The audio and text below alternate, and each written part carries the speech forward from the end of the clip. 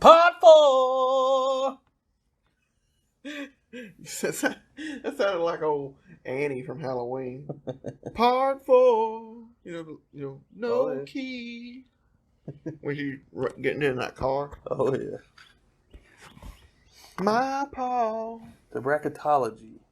Telegraph Hill by Mr. G.L. Pease. GL, please. In honor of us kind of mocking G.L. Pease last week, I'm going to read the description on the back of his tin. I actually like this description. Oh, really? Well. Yeah. Well, that kind of like runs in the face of like the way I've been making fun of his other ones. Well, go ahead. Do an honest. An way honest you would, one? A way you would. Pretend I didn't say that. Pretend I didn't say it. What do you want me to do? Read it in old Zach Schmuck voice. I don't know if I got a schmuck voice. Well, usually how you talk. I'm kidding. There we go. Let's do it here. A sturdy foundation of Virginia tobaccos, each chosen for its particular character, is enhanced with fine flakes of Perique for a refined smoking experience. Telegraph Hill is a rich and flavorful with a satisfying lingering finish. Each sip builds upon the last, creating a marvelous edifice of taste and aromas. You won't worry about earthquakes if your pipe is filled with this wonderful blend.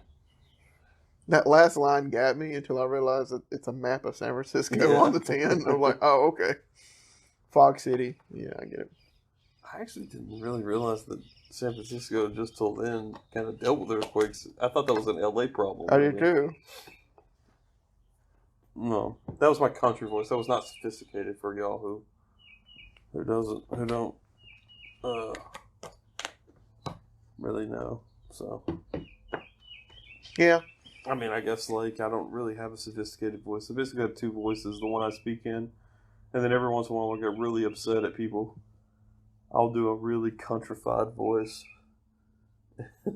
like, or try to at least do something that I think is kind of amusing to me to mock someone. Well, when you do when we play that Mansions of Madness game, That's the only voice I do. Every once in a while I'll do like an effeminate male voice. Yeah.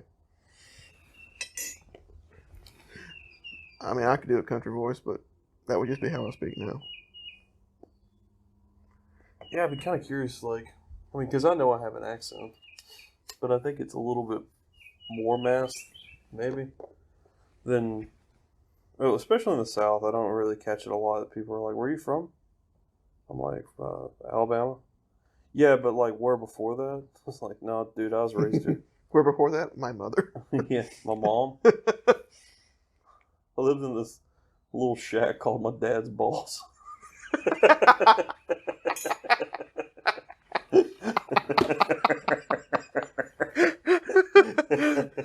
It was a dark place. Yeah. You know. So other people didn't make it. Yeah. But anyway, so, yeah.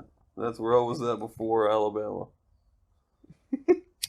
I just thought about what was that?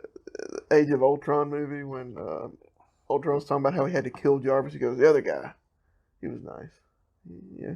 Or something like he didn't make it. Mm-hmm. I'm like, you looking at your almost could have been fellow Ken. Right. Like, yeah, the other guy, he didn't make it. Yeah. One of the funniest things I'd ever heard was this guy saying, like, I love talking to my son, because, like, it's not every day you get to have a conversation with a guy who used to live in your balls. I always thought that was really funny, like, it's like, that's crazy, but, yeah, whatever. Sort of getting into Telegraph Hill. I like it. I mean, there's not a lot of... Once again, I don't feel like there's much going on with this. Yeah, it's not that complex. But I do think it is better than Elizabethan. Uh-huh. I think I like it better than Peter Stokeby. Well, the citrus is there. Kind of like... It's interesting, too, because When you open up Telegraph Hill, you don't really smell it. Yeah. Like I open up, there are certain Rattray blends, like Brown Clooney and stuff, and there are certain like Fillmore where it's like I get this deep, sort of ripe, maybe overripe fruit hay, and then like a little spice and sourness, and then you get your citruses, and that's just in the inhale of the open tin. That has nothing to do with your first light or your actual light. We're not even talking about halfway through the bowl. So it's kind of interesting that I don't get any of those nuances up front. It feels like maybe there's not. Maybe it's that whatever is put on Fillmore actually strengthens it. But I can tell you this, Fillmore being a broken flake, it's like basically all uniform. It's so richer, like a darker color. Mm. Telegraph Hill, you could see variations in it. Not everything's so uniform. Not everything looks the same.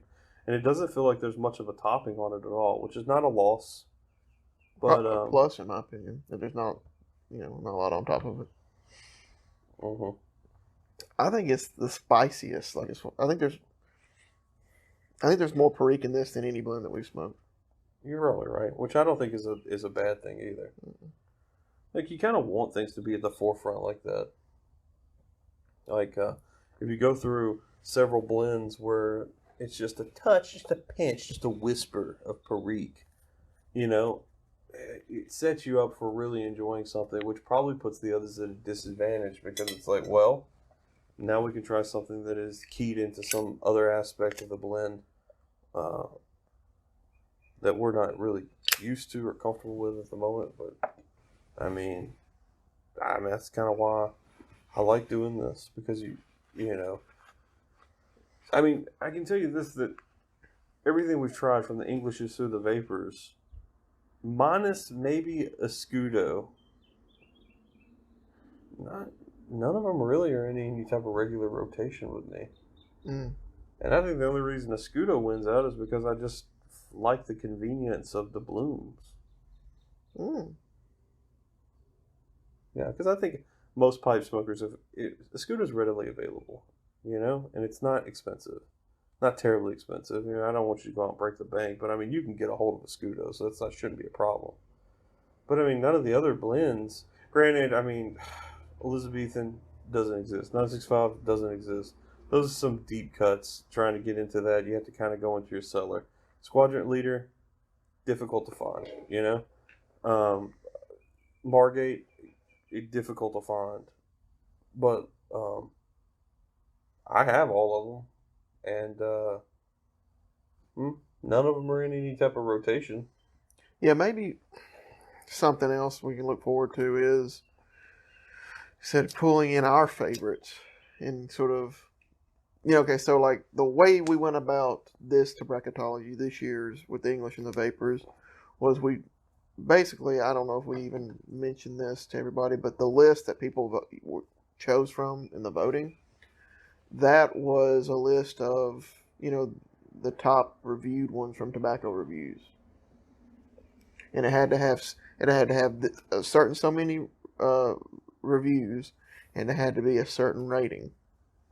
And what you got was that. I think maybe the next time we do it, maybe in a year or two, maybe sooner, we just pick out the list of our favorites. And then, because we already know they're our favorites, and then we let the voting decide who the winners are. Do a reverse in a way. Because basically the listeners voted for what we would compete against.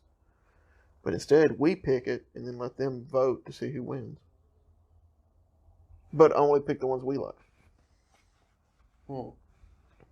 It's sort of like a role reversal in a way.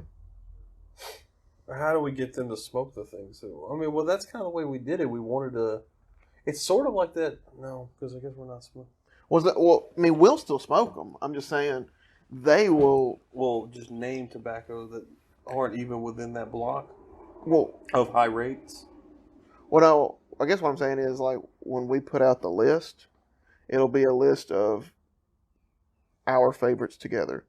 So, like, the Vapors are going to have Chelsea Morning, Westminster, Reiner, did I already say Fillmore?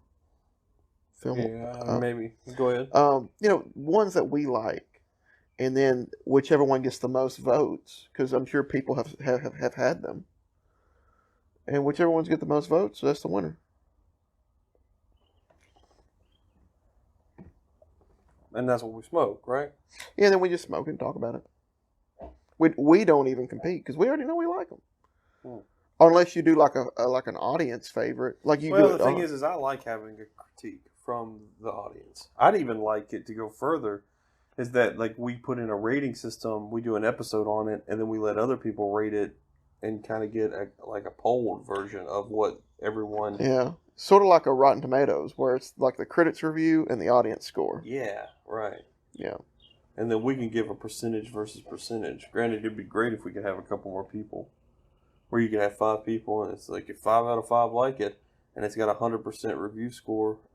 I mean, from audience. Yeah. But I think it would be interesting to get more people involved. I like people actively talking or commenting on the stuff that we're smoking. That's interesting to me. Yeah. Because I know what I like. Yeah. Honestly, like they're listening to hear what we like, I suppose. Maybe they're interested in our personalities a little bit. But I mean, I'm sure they're just getting a second opinion. But at the same time, it's like, I do the same thing. I want to hear what people think. Typically, I'll avoid that before I smoke it to try to get an understanding of it. Yeah. Or sometimes, because to me, tobacco reviews kind of just, it'll lay it out for you. And I can get an idea of what it's going to be like. And then based on, a number of, I try to find tobaccos that have been reviewed, like 100+ reviews. And then if it's a 3 or up, I mean, the odds are I'm probably going to like it. It's very rare that I don't like something. Yeah. And a 3 or up, Yeah. We'll tinker with it. Maybe we'll come out. Because like I said, I agree with you. The fact that Fillmore and, at least in my opinion, Reiner isn't in this battle is sort of doing a disservice. And also, because in a way, I feel like people can sense that thing's topped, and they stay away from it. And I don't think a topping or a casing really hurts a blend necessarily every time. Because I told you guys, I like, right now, in my opinion, with the weather and everything, the way it is and the way it's changing, this is Lakeland Grousemore weather. Yeah. Virginia Perique and English is not so much for Virginia Perique. They're kind of a night thing. But they're taking a dive. Englishes are going to take a back seat except on like maybe a Saturday night. But like all my Lakelands, aromatics and stuff, Virginias especially, and Dark Fire, they're all about to come out. Mm. Those are summer smokes to me. So I think Vapors are probably gonna keep riding front for me right now. I think. I like them. I mean, it's not, I'm not, and Englishes are still there. That's not what I'm saying. I know. I'm just saying, talking about the weather for me, the Vapors are going to kick it up during the warmer months. Just because Englishes, I completely agree. They will fall back. There's something about it. It's like, it's a winter smoke to me. I don't get it. What, English? English. Yeah. English Balkan. I don't get it. And if it's not a winter, let's just say hypothetically I'm going to smoke it, there will not be sunshine if I'm smoking it. See, I think because of the Vapors, because of that hayness, makes me think, or that grassiness, summery. And I like the little spice. I like a little spice in the summer, because it makes me think of like crawfish bowls. Oh man, yeah, spicy, man. But and also, I mean, again, I think the English has had a disservice because Northwoods wasn't in there. Damn it, Patrick! What? It's crawfish season. That's all I'm gonna be thinking about. I might have to give me some crawfish. I gotta get down to Louisiana. I think you're going in a month, I don't know, a few weeks or so, ain't you? Yeah, something like that. I might have to travel down there. You gonna bring back some crawfish? I might. I don't know, man. Give me a couple sackfuls of those little mud puppies. Mud puppies. Just, man. Well, I could put those things away, though. It's dangerous. I like, yeah. I like it in etouffee. Mm-hmm. I think a tad bit more, if it's done right. But I mean, they're good. Etouffee is so good. Yeah. I now want a po' boy. Oh, I'm thinking about his Creole and Cajun food. I had some catfish and some kind of Creole seasoning last night. Oh, that sounds good. That was tasty. I love blackened catfish and fried catfish. Mm-hmm. Wrapped them up. It's a little old Vietnamese style dish in a way, because it was like they were wrapped up in some lettuce with some cilantro, dipped in some spicy chili fish sauce. I've been eating red beans and rice here lately. Red beans and rice and catfish is awesome. Yeah, it is. You know what I like? Wow. What those New Orleans folks taught me is that you eat gumbo with potato salad. And that is legit. Like that's the way I do it now. I'm like, I'll have a thing of gumbo. Also, don't forget my potato salad. And then I just eat them both together. Do you like your potato salad room temperature, warm, cold? How you like it? Room temperature. I like it. Personally, of course, if I'm eating with gumbo, it don't really matter, but I like it room temperature. If it's a harder... The way I like a potato salad is on a picnic table. It's been sitting out in the sun. And it's got like 20 flies in it. That's the way I like my potato salad. That's traditional potato salad. Like if a fly hadn't vomited on your potato salad, are you even eating potato salad? See, I like it a little warm if it's a runnier potato salad. Yeah. Like more like the consistency of mashed potatoes.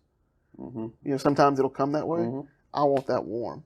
Now, if I don't have, I'll tell you this, if I don't have gumbo, I douse it in Louisiana hot sauce. Your potato salad? Shoot, yeah. That sounds good. And Crystal if I'm on a budget. I like Crystal. If I'm slumming it. You know what I hate? What? I hate that because now you've brought to light a consistency that I have seen in myself, an inconsistency I've seen in myself. What's that, bud? So you know this whole time I've been talking about taste, right? Mm-hmm. You know, like nothing else is a factor in this Tobracketology. All right. But you and me have had not an argument, just a debate over what's better, Louisiana hot sauce or Crystal. Mm-hmm. And I go Crystal more than I go Louisiana. And my old, it's probably false statistics, but like I usually go with what I see on the restaurant tables when I go to Louisiana, and I hardly ever see Louisiana. I always see Crystal. So I'm like, well, that means that the people of Louisiana like Crystal more than they like Louisiana. But where I'm getting an inconsistency in myself is the fact that Crystal is cheaper usually plays a role in why I pick Crystal over Louisiana. But to me, Crystal has a more vinegary taste. I think that's why I like it. To me. Which is my problem, too, because I love vinegar more than anything. Mm-hmm. And you're right about Crystal, but I still like Louisiana more. I don't get that. Mm. It's like, for some reason, dadgum Louisiana Crystal bamboozled me. That is great. But maybe it's because the vinegar's there, but I think Louisiana's a little spicier, and that's probably, yeah. And I like my spice. And I'm going to be honest with you, I haven't had Louisiana enough. Well, I've had Crystal a lot. Yeah. And I think what got me into it started in college, okay? Late high school, like senior year of high school, that's when I started really getting into spicy food. Mm-hmm. And so I just, on a college budget, I walked in one day, I wanted hot dogs. It was summertime, I wanted to grill some hot dogs. I'm like, I don't want no bullcrap ketchup or mustard or nothing on there this time. I just want hot sauce. Right. I just saw that white little old bottle of Crystal, and I said, that looks good. Because it was around the time when, I guess Anchorman 2 was coming out, mm-hmm. and Miller Lite went back to that white can, and I'm just like, just that plain, simple white can Is that a thumbs up or a thumbs down for you? Oh, it's a thumbs up. I love that white can. And, I mean, it was only supposed to... anybody, I want to say something real quick.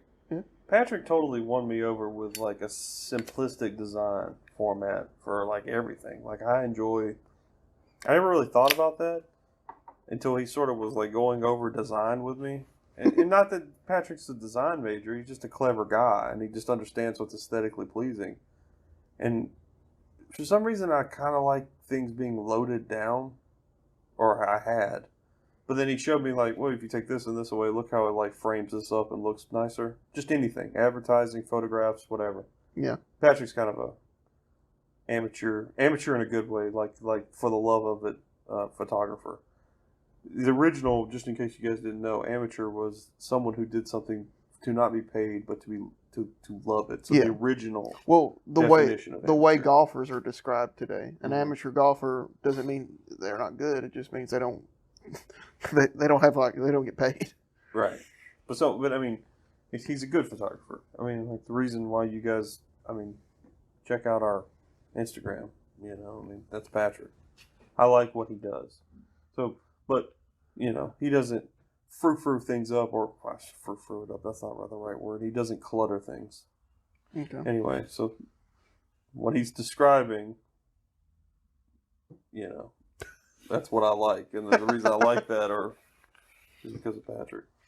Well, thank you. Yeah, I didn't, and I really didn't even notice that you were paying attention to that stuff until you were like, "Yeah, look at all the nice simplistic folders on my phone."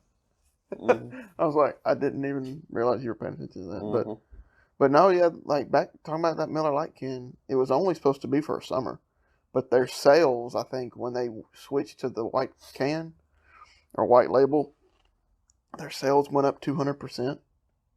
Really? Yeah. So that's why you won't see Miller Lite go back to that blue label.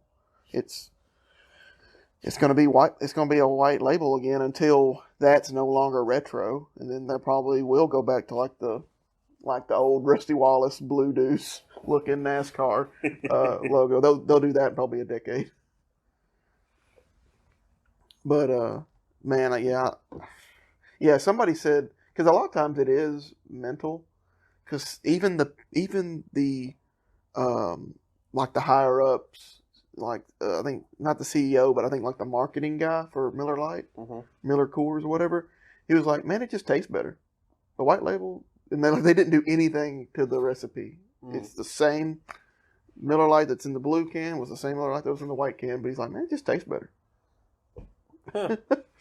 Well, like it's just interesting how like marketing plays like such a huge factor into things like that. You know. What's even funnier is that, like, you know, I mean, Bud Light and Miller, I think, they're all at war with each other right now. Well, and a lot of them are, like, owned by the same people. Like, Coors and Miller is the same people. You know, like Bud, Natty, Michelob, they're all the same people. But see, now Bud Light, you know, they rebranded, like, their stuff, and I think it looks good. It's a lot cleaner, a lot simpler looking. Bud Light's is. Do you think there's to a certain extent, do you think that there's some nostalgia in that? Yeah, I mean, that's definitely the reason why I like the simpler stuff, is it seems... Okay, when I was in college, so you were already out of college. Mm-hmm. We would have never been in college at the same time, because there's a 5-year difference between us. Right. But when I started college was when people started liking 80s stuff, it seems like, more. It seemed like, or at least I did. Now, nobody was talking about it, but I was like, I like that. Okay, this shows a little bit of redneckiness of me. Like NASCAR, there's a track in South Carolina called Darlington. It is my favorite track. It's shaped like a carabiner. And it's just an awesome track. The Lady in Gray, I think is what they call it. Just because you always bump against the wall and there's like leaves gray streaks around the edge. Right. I think they call it the Darlington Gray Streak or something like that. But they started around the time I was in college. They started doing where that race is a throwback race. So like NBC always covers it. So the NBC logo changes to the old, like where it fully shows a whole peacock. And the announcers started wearing like 70s looking suits. And all the cars would throw back to a car from the old, like the paint scheme. And I was like, man, this is so cool. Like the NASCAR logo went old school looking. I'm like, I love this. And like they would play old commercials. Like there were some commercials that they scrounged up. Like there was like an old Pepsi commercial or an old Mountain Dew commercial, and they showed it during the race. But I think people started liking that, and I think maybe I just don't pay attention to things that are happening outside of me. As maybe I'm too not narcissistic, but like I start to like things because I start to like them. I don't really pay attention to if maybe the commercialism is manipulating me to like it. I just realize, I like stuff like that. So, yeah, it's for the love of the thing. Hopefully. Personal. Hopefully. And so, like, I just started liking that minimalistic stuff mixed with, like, maybe, like, flashy, I think last year, Hardee's threw back to an old logo. What you got there? These are the cars in the old paint schemes. Yeah. I was just looking it up because I thought that was kind of neat. Yeah. And, but yeah, so the, I think around the time, when I got out of college, I moved down to Birmingham and I started watching Miami Vice. And, I love the pastel color clothes. And, and I've always liked, short shorts, things like that. I like that kind of look. I don't know. I guess just plain, simple 80s stuff sort of just seeped into me, and it's sort of stayed. Now, of course, we're probably getting to a point where the 80s kind of nostalgia stuff is probably oversaturating a lot of stuff. I don't know if we've hit that bubble yet. It's gonna. It'll take a shift into the 90s. Yeah, because the Stranger Things really pushed it up a notch. Well, I mean, you were saying that you didn't experience.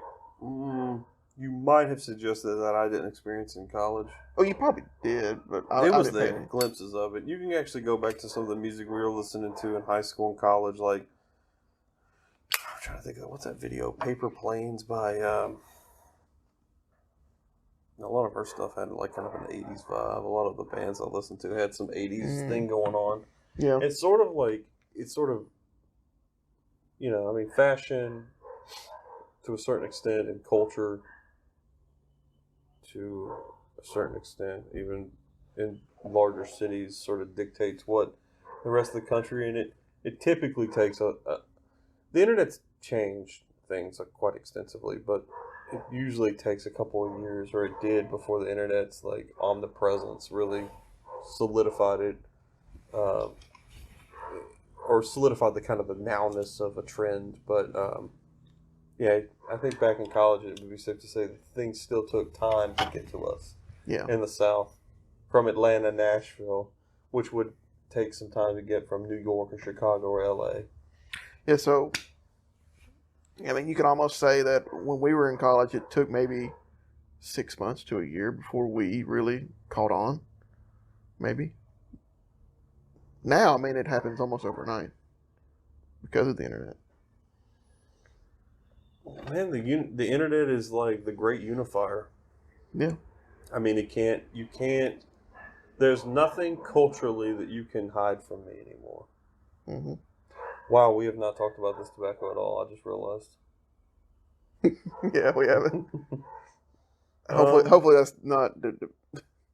Hopefully that doesn't mean anything according to the blend itself, because I enjoy it. It's about on par with. Right. It's about middle. To me, middle low actually. See, I think it's better than Stokeby, or it's around Stokeby. It's playing. It's in the same ballpark with it. I've had more success with Stokeby tasting like Fillmore than I have with Telegraph Hill tasting like Fillmore. Mm. See, that makes me think I may not like Fillmore. I don't know yet. Remember, I said it only happened once in an entire smoke on the last podcast. Well, I guess, but I guess what I'm saying is...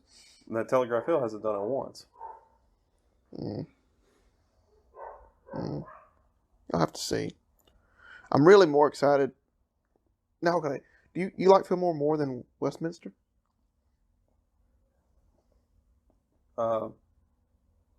Like the English. Oh, is Westminster in English? Yeah. Oh, sorry, I got confused. No, you're good. I was just thinking GLPs. Like Sixpence? Oh, is that another GLP vapor? Yeah. You like it? Yeah, it's good. What's Temple Bar? Temple Bar's not. It's like Oriental. Oh. Basically, it's just it's like a true Oriental, like where it's like Virginia Oriental and I think Perique. But you like Fillmore more than Sixpence? Yeah. Do you like this more than Sixpence? This? Yes. Telegraph Hill? No. What about Stratford?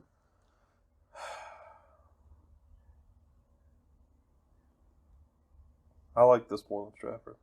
I don't know yet. I've smoked a lot of Stratford. This seems a little spicier, so I like it. I don't like the humdrum nature of it, which is the same thing I associate with Elizabethan. Yeah. Man, if this shakes out the way it's leaning, Margate came in last in Englishes, and it looks like Elizabethan's going to come in last in this one. Mm-hmm. That's crazy. That's crazy. Yeah, well, not all Dunhills are going to be made the same. The irony is that the same producer of both Elizabethan and Escudo is the Scandinavian Tobacco Group. So how can they produce something that's not good and something that's real good? I don't know. To me, and to me, again, I don't think that cut has anything to do with it, with the taste. Because heck, if you wanted a ribbon cut Escudo, or a broken up Escudo, just rub it out, and sell it that way, and it would still be better than Elizabethan.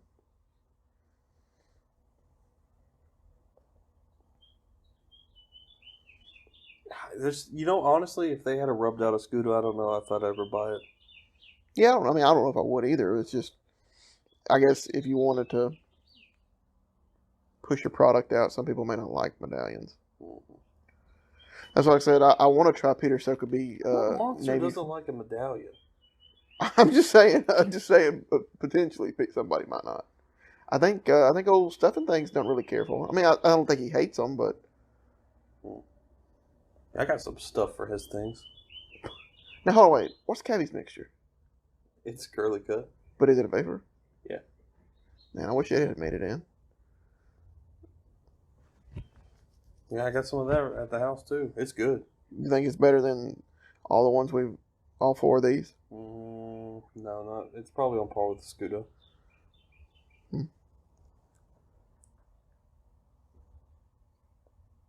It also has like some characteristics that I see in Telegraph Hill, but not like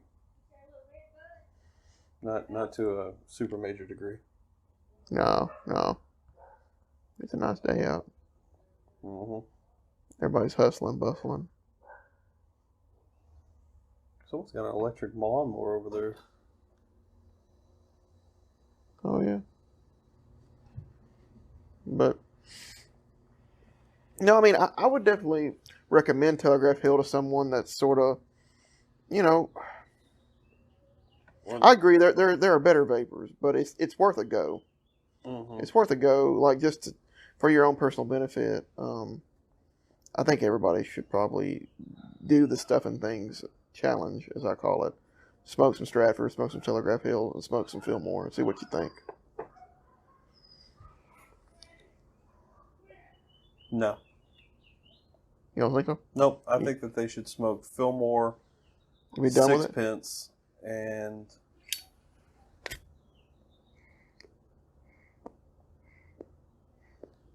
Jackknife Plug. Mm. And there's a Ready Rub, I think, Jackknife. Yeah. I haven't had that. Or Triple Play. I can't remember. It's one of those. Whichever one Crap. There is a ready rub jackknife plug. I know that.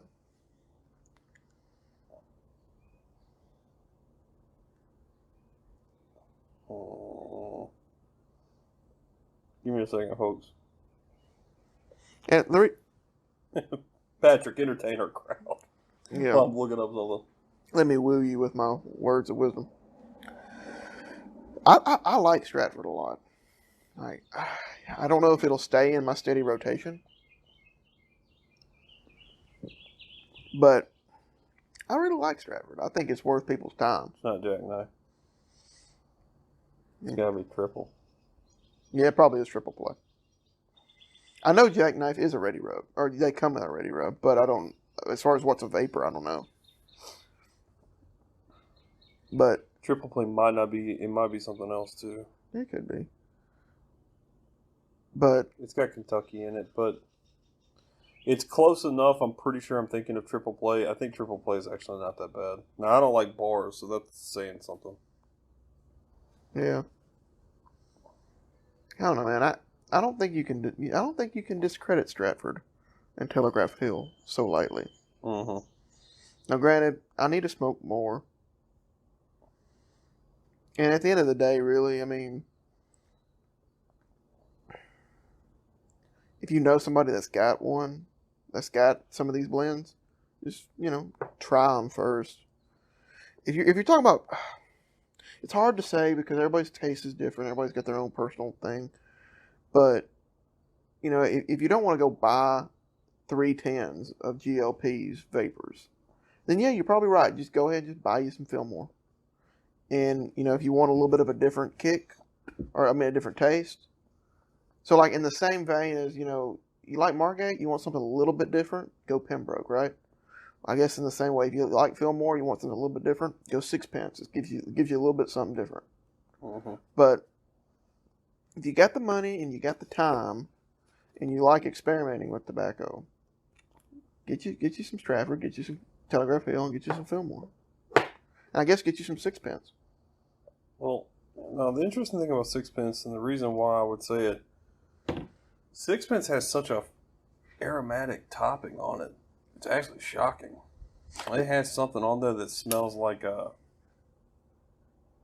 Grapico to me, but kind of like a cheap wine. So that's why I compare it to Pembroke.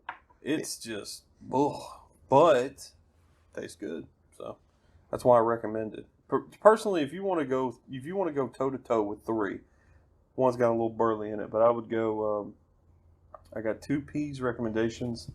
That'd be Fillmore and Sixpence, and then Reiner Gold 71 blend, which has I think a touch of white burley in it. So burley's going to take on the characteristics of the Virginia and the Perique anyway, but then it's got a topper of honey and orange. That's my preference. So I think personally that would be the way I would roll that. Yeah. I would do that avenue before I would do, say, Stratford, Telegraph Hill. Not to say that anything's wrong with that, but I mean, I just can't imagine. I mean, you got a gray Ford and you're riding down a gray road to a gray couch and a great day. Yeah, I'd smoke Stratford. Sorry, I'm busting Patrick's chops a little bit. I can see him just shaking his head. Patrick could be a great, villain in a Miami cocaine heist film right now. Got my Hawaiian shirt on. Looking like a mob boss ready to kill someone. Look, well, sort of going back, just changing things up a little bit here. Going back to what you said about people probably smell that little bit of topping on Fillmore and sort of, waving it off. In my personal opinion, the smell hardly ever really indicates what that smoke's going to be like. The 10-note smell is never going to indicate how good it's going to be. I don't agree. Really? I can smell. If I smell plum, I'm going to probably love it. That's why every time I open up a tin of University Flake in the past, just that smell, I'm just like, I'm there. 100%. Every time. The first time I smelled In Soda Bed. Oh, In Soda Bed, yes. I smelled it and I was like, I'm going to love this. It and Pembroke. There's no doubt that I'm not going to love this. When I smelled it in Pembroke, I knew. I mean, that's But it's funny. You're probably right with if it's lacking topping. But if it lacks a topping, then I'm not. Or if the topping is something I don't like. Like whenever I smell vanilla or custard or something, I'm just like, this is going to be terrible. I'm about to ruin my day right now by smoking this. That's my opinion, obviously. But does it ever ruin your day? An aromatic that's Virginia, that's a vanilla cherry, I hate it. Oh, okay. I feel like well, maybe I am wrong, man. I was just thinking for me, like... Well, no, you're not wrong. That's what I'm saying. If it lacks a topping... Well, I was saying... it smells like like sort of figgy raisins or something like that with a little touch of hay. Yeah. Or it's just a latakia, and then there's like a little spice of Oriental and maybe some hay of the Virginia or something like that. Yeah. And there doesn't seem to be any overpowering aromatic topping or something. Yeah, it's probably difficult to tell whether or not you're going to come through with a smoke. Smell any one of these. I swear you could probably smell every single one of these vapors that we've had, from a Scudo all the way to Telegraph Hill, and I bet you it would be difficult to tell the difference in just scent alone. But I can smoke the difference out of them. Yeah, but now, well, 2 points. One, I was even referencing tobaccos that do have toppings, because I was trying to say, like, if the topping of Fillmore shoos you away, it shouldn't shoo you away. But I think what it is for me is I have not smoked enough to find toppings that bother me.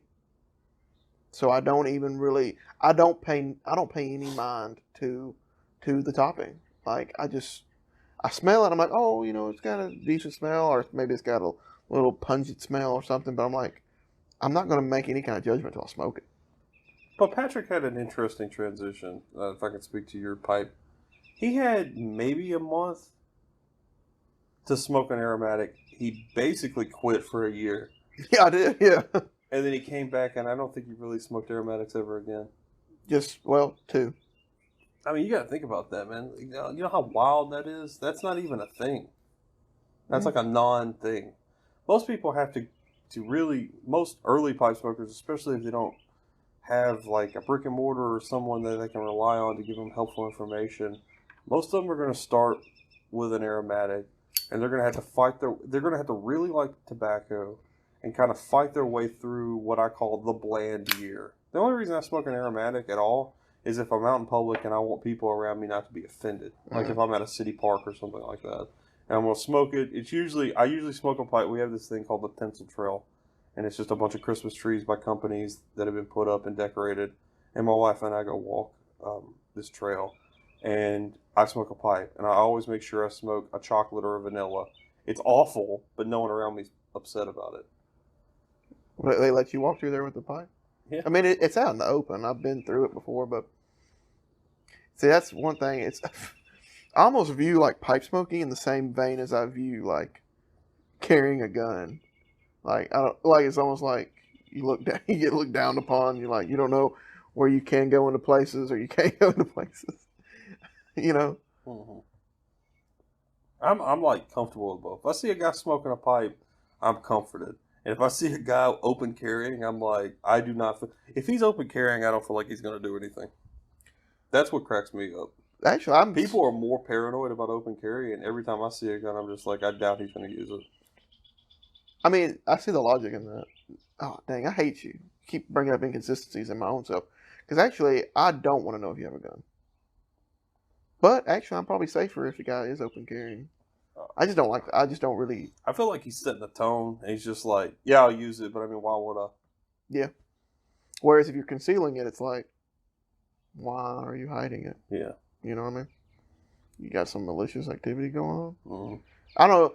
I don't ever see that many people open carry, but the last time I did see somebody open carry, it was in a church, and that's what sort of bugged me. I'm not saying you shouldn't open carry in church. It's just with all the craziness that's been going on. Christ had all those passages about how much he was into Kalashnikovs and stuff. I think it was in Matthew. But no, like with all the crazy stuff that's been going on, it's like when I saw that guy with the open carry, I was just like, bruh. But I mean, I'm glad you're there, because what if somebody does come in? Well, they conceal. I don't want to know that you got a gun in the house of the Lord. That's my opinion on that. But that's the same way with me. Now, look, okay. So, like, we're gonna get a little religious for a second, but it'll be quick. If you're in church, like, I'm sort of a prude when it comes to stuff like that because I'm sort of traditional. Yeah. I don't want to see a hat on your head. I don't want you to be wearing shorts. I definitely don't want you carrying a gun. Yeah. I'm sort of with you. You don't have to. Even if you don't believe, just have like a little bit of respect for the building that people are worshiping in. You know. Yeah. I mean, I'm not gonna go around eating bacon in front of a mosque, or like try to make someone do some work on a Saturday in front of a synagogue. That's ridiculous. It's just disrespectful. Yeah. I'm not gonna open carry as a Christian in a church. Yeah. And see, and we're getting a little bit more crazy here. I feel like religious places are, at least for me, and the way it's been going, it's almost like I don't like the fact that people can be afraid in a place that they're supposed to find something, connect to something that's greater than themselves that they believe in, and like it's almost like, you know what, there's terrorist attacks that happen. They're always going to happen, and you know it's just fact, right? But man, it's almost like churches, religious places should just be off limits. Like there should be some kind of dignity about it. Well, yeah. I mean, it seems vulgar to attack something like that. But I mean, like, you know, I mean, it's like Christians are just as notoriously awful for it. I mean, like, oh yeah, a woman going to get an abortion, say, right? And I'm not trying to get super political here, but like, she's regardless of what you feel on it, that's a tough decision. I mean, she shouldn't be taking it lightly, I'm assuming. Yeah. But she should also not be fearful of getting, like, bombed or shot at by Christians who, like, when in the world would that be okay? Yeah. In their text? Well, I'll say two things to that statement. One, it's legal right now. If you want to change that, go about it a legal way, right?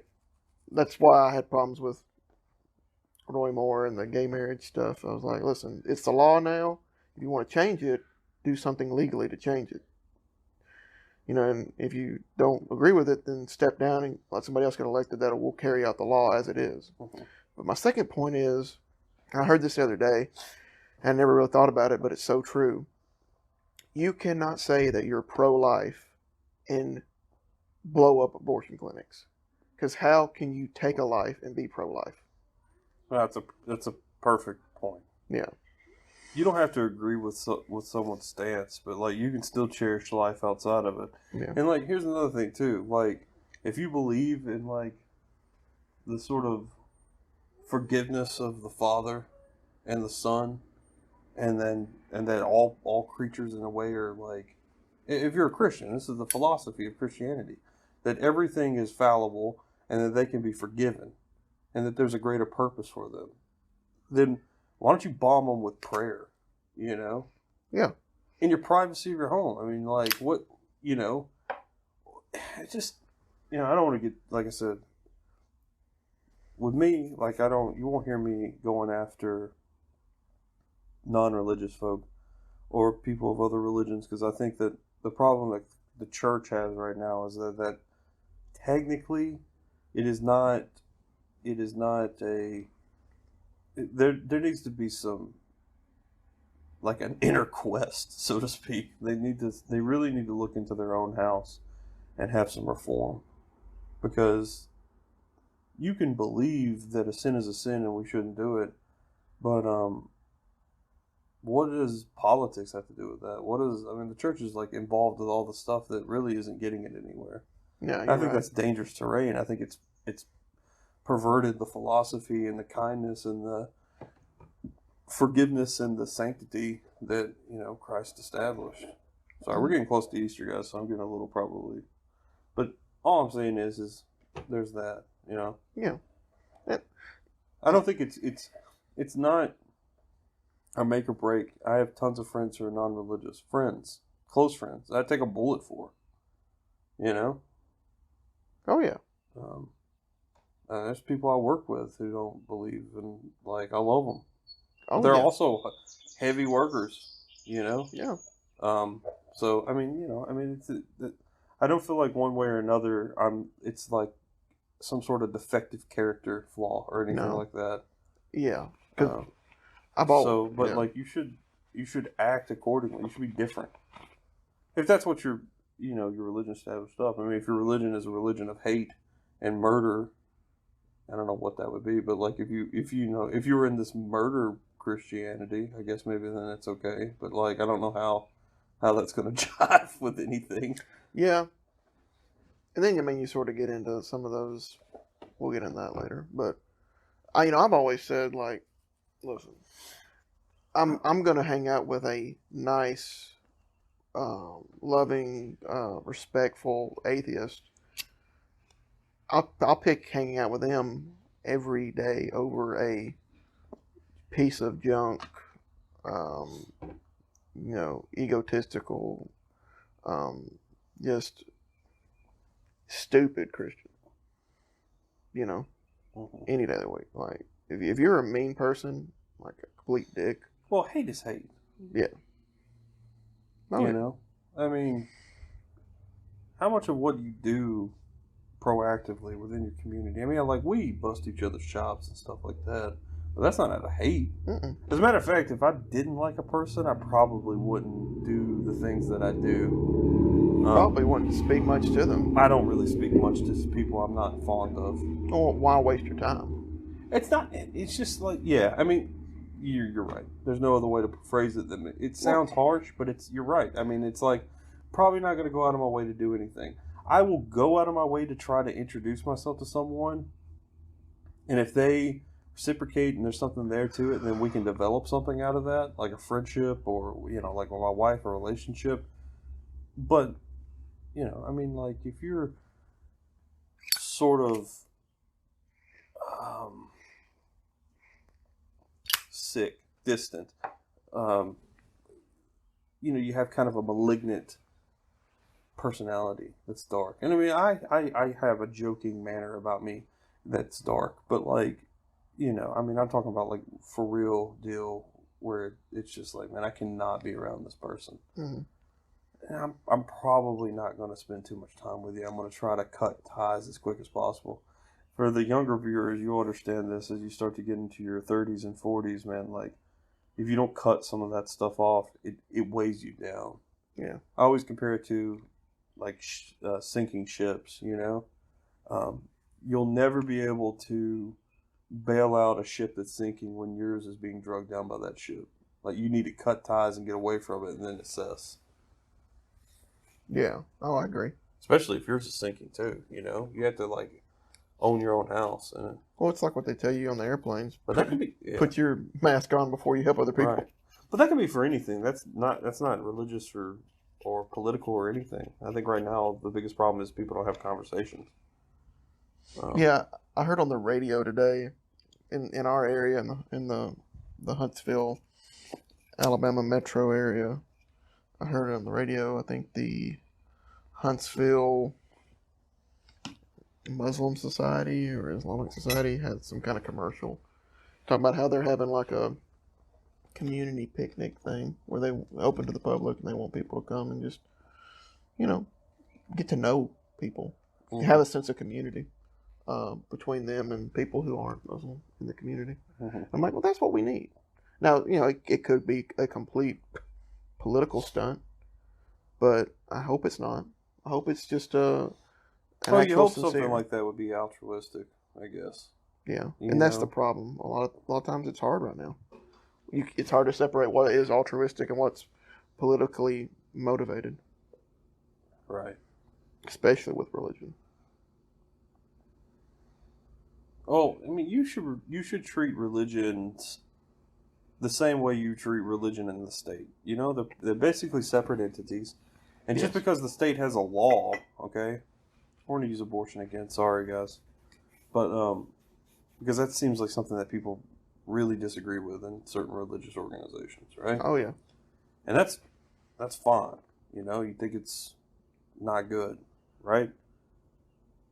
But at the same time, it's like, make sure that you're teaching that within your thing, and then you vote accordingly. But that doesn't mean that if you're not doing it, You know, that's separating it out already, and that's a good start. Yeah, exactly. And then your funds and your vote should go to a certain thing too. Like, you know, if you want to raise money for awareness or to help women who have decided to have a baby, and you're helping them by providing them diapers and things like that.